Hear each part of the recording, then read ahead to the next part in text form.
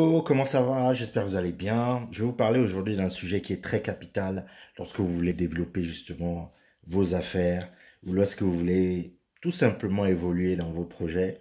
C'est vraiment le sens du détail. Le sens du détail. Mais avant de commencer par le sens du détail, abonnez-vous à la chaîne. Abonnez-vous à la chaîne. Il y a beaucoup de conseils en matière de développement personnel, de finance, de stratégie et pas mal d'autres choses.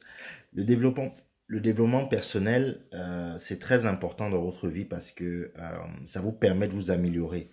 C'est-à-dire chercher vraiment les points, les axes d'amélioration pour être quelqu'un de meilleur et quelqu'un surtout de plus performant.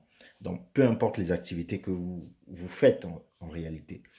Donc, pourquoi le sens du détail est très important? C'est très important parce que tout le monde ne fait pas les choses à la volée. Tout le monde ne regarde pas les choses ou les projets que vous lui donnez sous le même angle. Excusez-moi, j'ai un chat dans la gorge. Euh, la nuit, la nuit dernière était un peu agitée. Donc, lorsque vous, par exemple, vous rédigez un rapport, lorsque vous rédigez un CV, lorsque vous mettez en place un projet, sachez que il y a des gens qui ont des yeux, il y a des gens qui ont des yeux vraiment, vraiment très, qui sont comme des scanners.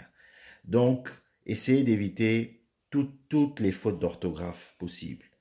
Toutes les fautes d'orthographe possibles parce que rien qu'à partir de cette faute d'orthographe, vous pourrez être jugé. On pourra vous taxer de quelqu'un de laxiste, on pourra vous taxer de quelqu'un qui ne fait pas attention, qui ne sait pas relire son document, etc. De la même manière, lorsque vous allez dans tel ou tel événement, il faut savoir comment s'habiller, comment se mettre en fonction du type d'événement auquel vous assistez. Vous n'allez pas aller à une conférence en jean basket. Vous n'allez pas aller faire du sport en costume cravate. Donc, vous devez pouvoir vous adapter à un certain nombre de choses. Et lorsque vous vous adaptez, il ne suffit pas de mettre un joli costume.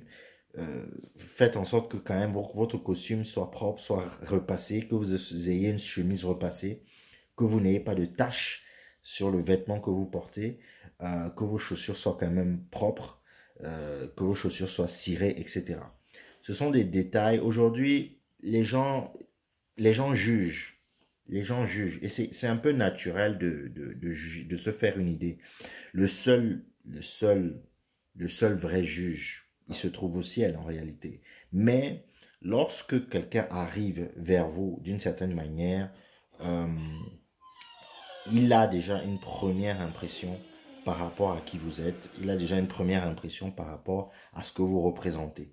Et si en plus vous avez essayé de montrer que vous représentez quelque chose qui n'est pas forcément, qui ne correspond pas forcément à la réalité, eh bien, ça va vous faire perdre votre crédibilité.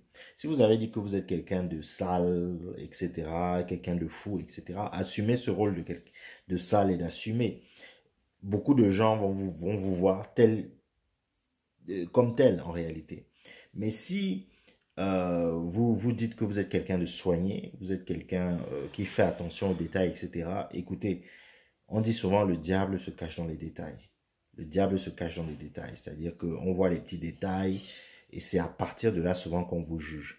Voilà. Et là, moi, je ne parle pas de ma vieille barbe. Hein. Je ne parle pas de ce type de détails-là. Hein. Je ne parle pas de ce type de détails.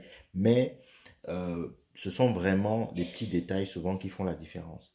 Lorsque moi, je reçois par exemple un CV, il y a des choses qui vont m'horripiler. La façon, la ponctuation, la façon dont la personne a écrit, les innombrables fautes d'orthographe, etc. vont me renseigner un peu sur qui est cette personne. C'est que cette personne ne fait pas preuve de suffisamment de rigueur.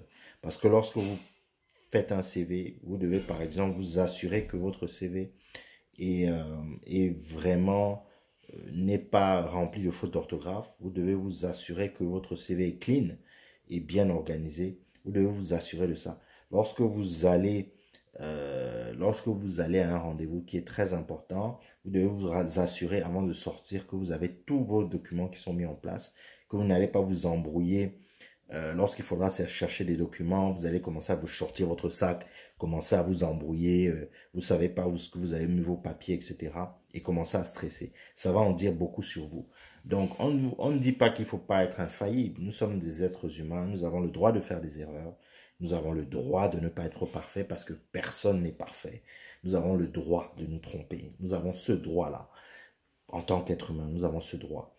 Mais il ne faut pas que ce droit devienne quelque chose de récurrent. Il ne faut pas que ça retranscrit de la négligence. Voilà. Et il faut savoir que souvent même, autant certains détails peuvent vous desservir, autant certains détails peuvent vraiment, vraiment vous sauver la mise. Parce que il y a beaucoup de détails qui m'ont sauvé la mise de nombreuses fois. Le fait de faire attention à quelque chose, le fait de remercier quelqu'un après avoir été invité quelque part, le fait de rester en contact, d'être poli avec quelqu'un, le fait d'entrer quelque part, de dire bonjour, de dire au revoir, de dire merci, ce sont des détails et ces détails-là peuvent être très déterminants dans votre vie. Donc, apprenez à soigner les détails, apprenez à les soigner et ça vous aidera beaucoup pour la suite. Allez, je vous dis à toutes.